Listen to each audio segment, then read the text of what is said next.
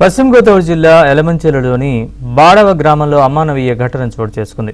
ఆస్తి పంచలేదని కన్న తల్లిని ఇంట్లో పెట్టి కొడుకు కోడలు తాళం వేశారు.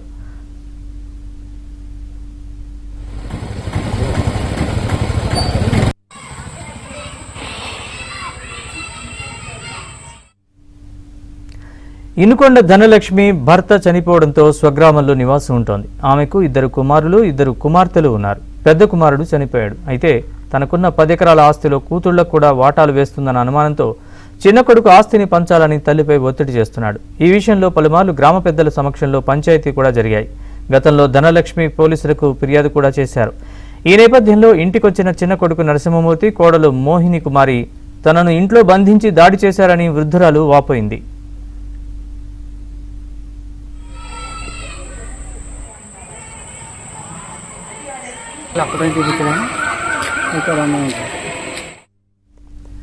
కాసేపటి తర్వాత ఇంటి తాళం తీసి వెళ్లిపోవడంతో బయటకు వచ్చానని తెలిపారు. ఆస్తి కోసం తనను ఇంట్లో తాళం వేసి బంధించి దాడి చేశారని ఆవేదన వ్యక్తం చేశారు. కూతుర్లు కూడా ఆస్తిలో వాటా పంచుతాననే అనుమానంతోనే కొడుకు కోడలు తనను తీవ్రంగా వేధిస్తున్నారని ఆమె కన్నీటి పర్యంతమైంది. మీకు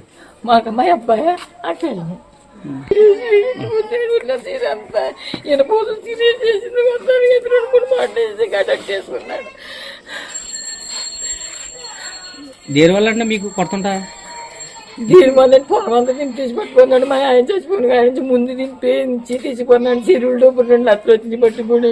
రూపాయి ఎత్తలేదు.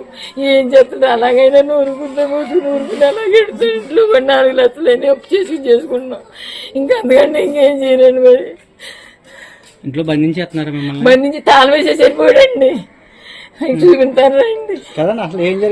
చూపించాను రండి.